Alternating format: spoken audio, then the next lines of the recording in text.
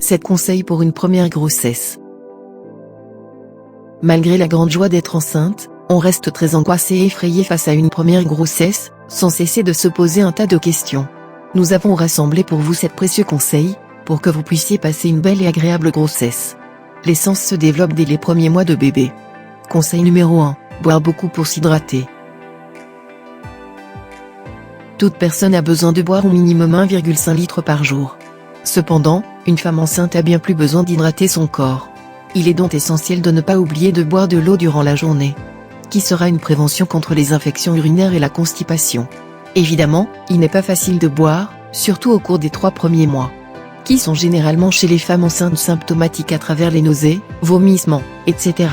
Songez donc à boire des eaux aromatisées fait maison, qui seront pour vous bien plus agréables à savourer. N'oubliez pas non plus les infusions, qui seront un bon moyen de vous hydrater et de profiter de leurs vertus naturelles, tout en apaisant l'organisme. De plus, il est à savoir que certaines tisanes atténuent les nausées comme par exemple, la marjolaine, le gingembre ou encore la mélisse. D'autres infusions 100% naturelles sont conseillées pour soulager les maux de grossesse, reflux gastrique, douleurs de dos, jambes lourdes, etc. N'hésitez pas à demander conseil à un phytothérapeute. Conseil numéro 2, bannir certains produits. Toute future mère se doit être vigilante face à son alimentation ainsi que son mode d'hygiène de vie. Certaines consommations sont à proscrire durant la grossesse, pour cause de facteurs à risque d'incident sur le fœtus et la mère. Il faudra donc impérativement exclure l'alcool, représentant un danger pour le système nerveux du fœtus, troubles neurocomportementaux, malformations, retard de croissance intra-utérine, etc.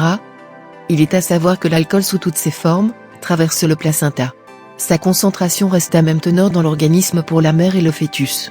Le tabac, ce n'est plus un secret, tout le monde sait que le tabagisme est néfaste pour la santé de tous. Qu'en est-il donc pour la femme enceinte ? Sachez que le tabac augmente le risque de grossesse extra-utérine et favorise les accidents obstétricaux.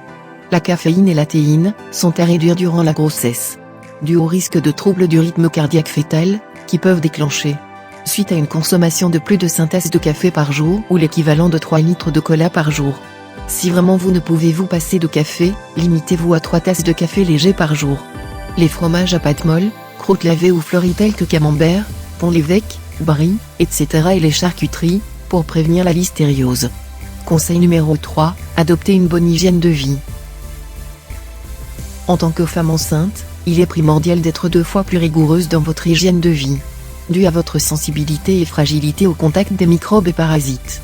Toujours se laver les mains soigneusement et avec du savon après chaque passage aux toilettes, après avoir été en contact avec des objets, vêtements ou autres souillés par du sable ou de la terre, après avoir caressé un animal. Il est fortement recommandé à la femme enceinte le port de gants, lorsqu'elle est amenée à devoir changer la literie d'un animal. Bien nettoyer les fruits et légumes, pensez à les passer dans une eau vinaigrée, pour éliminer un maximum de bactéries. Entretenez 2 fois par mois votre réfrigérateur, en prenant le réflexe de toujours positionner les matières premières les plus fragiles, lait, viande, plats préparés, etc., sur le compartiment le plus froid. Sans oublier de toujours bien séparer et emballer chaque aliment qu'il soit cru ou cuit. Évitez la consommation de plats préparés industriels et de laisser trop longtemps les restes au réfrigérateur. Cuisinez toujours vos viandes à point. Et ne jamais consommer de viande, poisson et lait cru, surtout si vous n'êtes pas immunisé contre la toxoplasmose. Par ailleurs, privilégiez l'achat d'œufs frais de catégorie A, pour les préparations à base de cru, mayonnaise maison, mousse au chocolat, tiramisu, etc. Conseil numéro 4, fractionnez vos repas.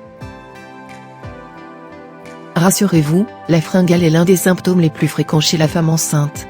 Cependant, il ne faut pas se laisser aller, au risque de se retrouver avec un nombre important de kilos en trop. Si vraiment vous ne pouvez vous empêcher de manger durant toute la journée, divisez vos repas en 5 repas par jour, au lieu de 3. Bien sûr, n'allez pas augmenter la quantité de vos repas. Une astuce idéale pour ne pas manger plus et éviter les grignotages. Afin de lutter contre la constipation, favorisez la consommation d'aliments riches en fibres. Minimisez les remontées gastriques, en prenant le temps de manger doucement et de bien mastiquer les aliments. Évitez les aliments acides, gras, épicés et toujours bien digérés avant de se coucher. Conseil numéro 5, bougez. Qui dit grossesse, ne dit pas maladie. De plus, des études américaines ont démontré qu'entreprendre une activité physique durant la grossesse diminuerait le risque de diabète gestationnel de 50% et la prééclampsie de 40%. Sans oublier le bien-être psychologique et physique que cela apporte. pratiquer des activités sportives douces, comme la natation, la marche, etc. À noter, certains cas de grossesse demandent l'avis d'un médecin. Conseil numéro 6, on lève le pied. Ce n'est pas parce qu'on ne voit pas le petit ventre ressortir, qu'on peut se permettre de prendre des charges lourdes ou encore d'effectuer des tâches ménagères poussées ou à risque de chute par exemple. Conseil numéro 7, consultez en cas de doute. Pour finir, en cas de sensation anormale ou de forte douleur, n'hésitez pas à contacter votre gynécologue ou sage-femme. Ou encore vous rendre directement aux urgences pour un contrôle.